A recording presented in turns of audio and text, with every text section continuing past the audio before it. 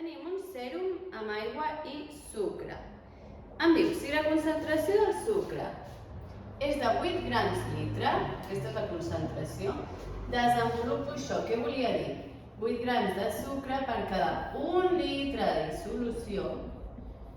Em diu, si la concentració és aquesta, quants grams de sucre caben en 250 mil·lilitres de dissolució? Llavors, un altre cop fem factor de conversió. Llavors, tinc dues dades, una i dues, mil·litre, perdó. Quina té una sola unitat? Aquesta, per tant començo amb aquesta. Mil·lilitres de dissolució. Jo no puc passar directament a litres. Per tant, he de fer que 1.000 mil·lilitres és un litre.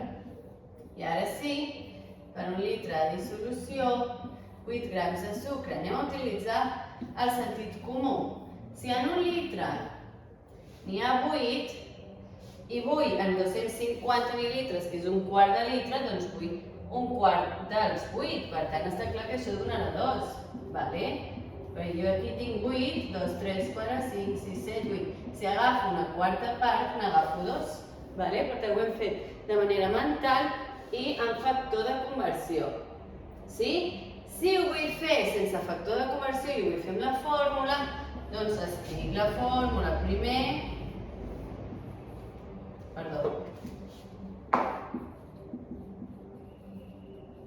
I això sabem que ha de donar un número. Quin número dona la concentració? 8, perquè sabem que és 8. I quants litres tinc de dissolució?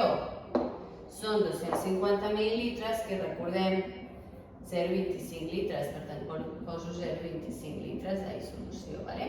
Grams de sucre, que és el que m'està preguntant l'enunciat, per tant és la incògnita. Llavors què he de fer? Aïllar, passant això, multiplicant.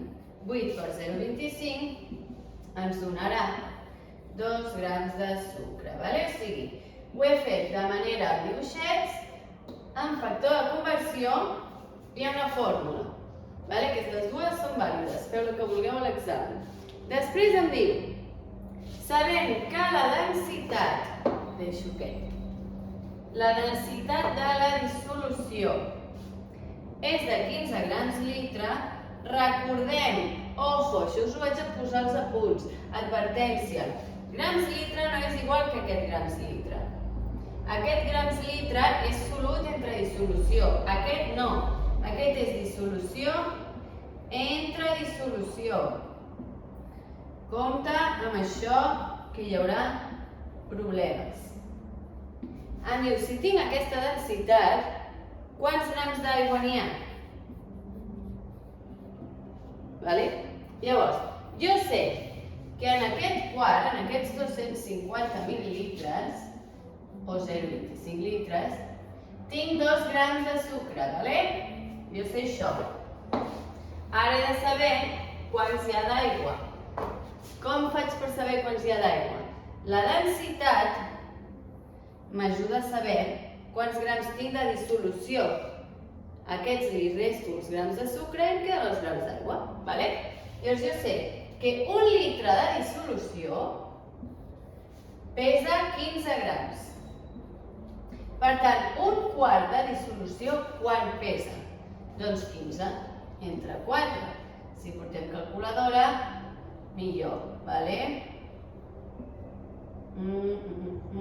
3 i pico donarà això.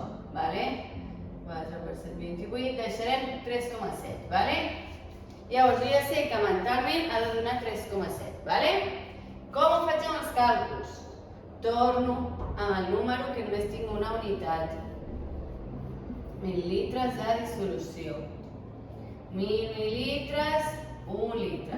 I ara no poso això, perquè això ja no m'interessa. Ara m'interessa saber els grams de dissolució.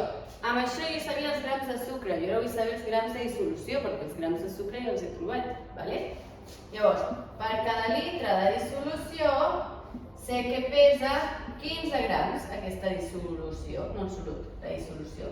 Llavors, si feu el càlcul, dona això, 3,7 grams la dissolució. Vol dir que tot això passava a 15, el quart de dissolució pesa 3,7 grams. Però jo no vull saber els grams de dissolució, jo vull saber els grams d'aigua. Repetint que el sèrum era sucre més aigua.